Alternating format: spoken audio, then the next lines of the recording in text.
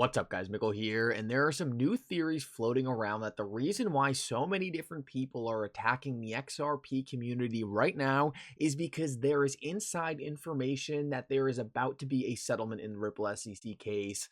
Guys, in this video, we're going to talk about the realistic probability of that being the case. We're going to go over whether or not someone like Charles Gasparino would have inside information of this case settling. Guys, make sure to stick around for that. This is very important.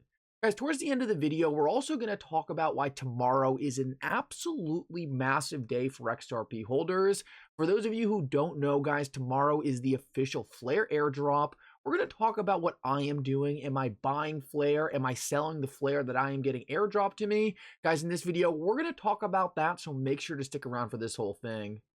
Like always, guys, your support means so much to this channel. If you want to see more videos just like this, make sure to hit the like and subscribe button down below and turn on bell notifications. These three simple things are going to go such a long way in helping this channel grow, and it really does mean so much to me. If you guys ever need a good place to buy some XRP, make sure to check out my favorite exchange, Uphold, down in the description of this video.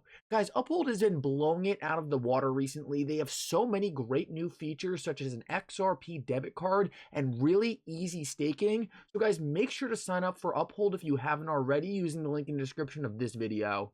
With that said though, guys, let's jump right into the video, and I hope you guys enjoy the content. Because I want to start this video off and quickly cover this tweet by Ryan Selkis. Ryan Selkis tweeted out, Gary Gensler should resign in disgrace. And guys, I completely agree with this. Now, in order for Gary Gensler to actually resign from the SEC, and I do think this is a possibility, we are going to have to see a lot of investigations launched into the SEC.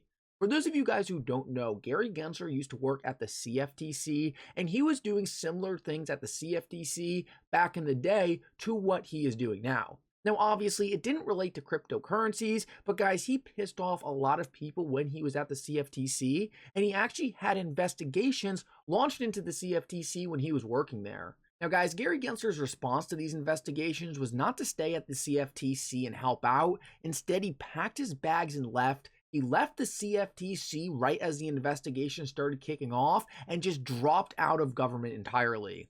Now, guys, he is now making a comeback, obviously, at the SEC, but the fact of the matter is, this same exact thing could happen. The opposite political party to Gary Gensler now has the power, and they want to make him look bad. That's simply how politics works. The best way they can do that is by driving investigations into the SEC. We know there is all kinds of sketchy behavior going on at the SEC, but guys, when Gary Gensler's political party had the power in the House, they were never going to investigate them. They don't want to make their own regulator look bad because it just looks like a disorganized government. But guys, now that we have the opposite party in, it is very likely they're going to drive investigations into Gary Gensler, and guys, this could force Gary Gensler to jump ship just like he did at the CFTC. Now, guys, we're going to have to see these investigations actually happen, and we're going to have these investigations be real. It can't just be something where Gary Gensler can dodge questions and get out of all responsibility, because if that's the case, that's what he's going to do. But guys, if we have some real investigations looking at Gary Gensler's misconduct in the cryptocurrency industry when he was at the SEC, guys, I think there is actually a very good chance we could see Gary leave the SEC.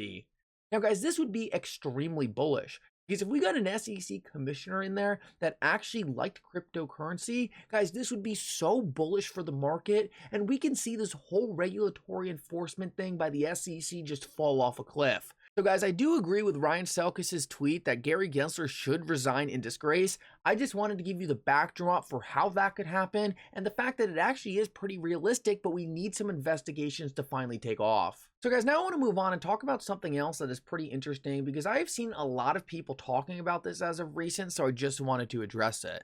This theory was by Ben. He said, Charles Gasparino got wind of the Ripple vs. SEC settlement details, asked my sources to balance the coverage of the case so both sides get a win. Got super defensive of attacks from the XRP community, insanity ensued, and it got out of hand. So guys, essentially what Ben is assuming here in his theory is that the reason why Charles Gasparino is now attacking Ripple is because he essentially found out there was a settlement between Ripple and the SEC, and essentially the higher ups at Fox, the higher ups who also knew about the settlement, were essentially saying, all right, Charles, it's time to balance the coverage. It's time to put out a more neutral narrative so we can wrap this case up and hope everyone forgets it.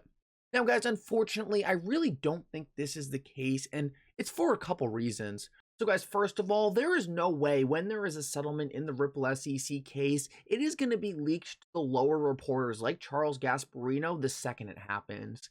Guys, this case is so high stakes at this point, there is just no way either side is going to risk settlement details getting leaked to some random reporter. It doesn't make any sense, and Charles isn't that in the loop. He's a pretty low-grade reporter, so the idea that he's just gonna have all these inside details on a settlement happening is just so unrealistic, and it doesn't really make sense. Guys, when there is a settlement, or if there is a settlement, it's gonna be announced by Ripple or the SEC, and I can almost guarantee that.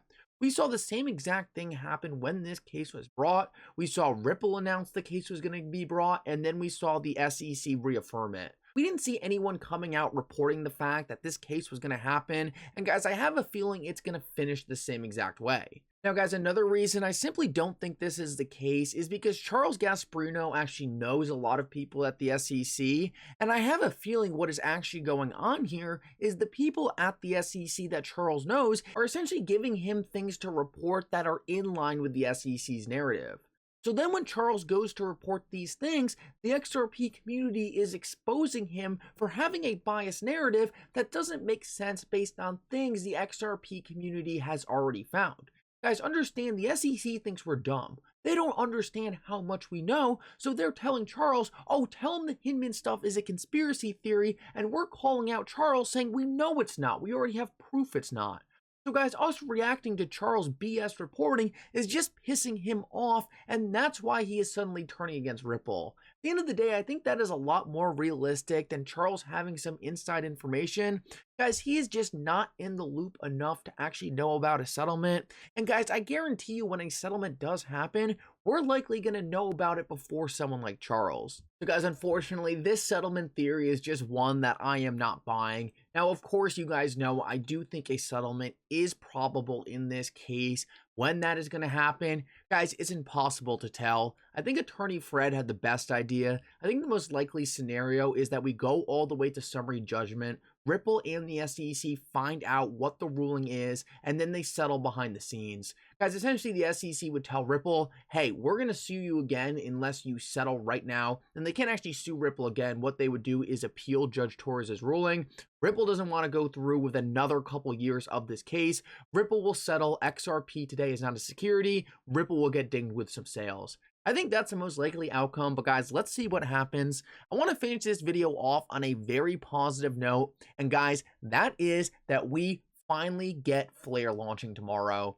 Guys, it seems like forever now, and it kind of has been. It's been 2 years since Flare was officially announced, but guys, tomorrow Flare is going live, and I am so excited. Guys, this isn't going to be a video on Flare, but for those of you guys who don't know, Flare is such a unique protocol. They're really solving the bridge problem in crypto right now. Guys, bridges keep on breaking. They're too centralized, and Flare has a very unique approach that incorporates insurance. And guys, it will be game-changing if it's successful.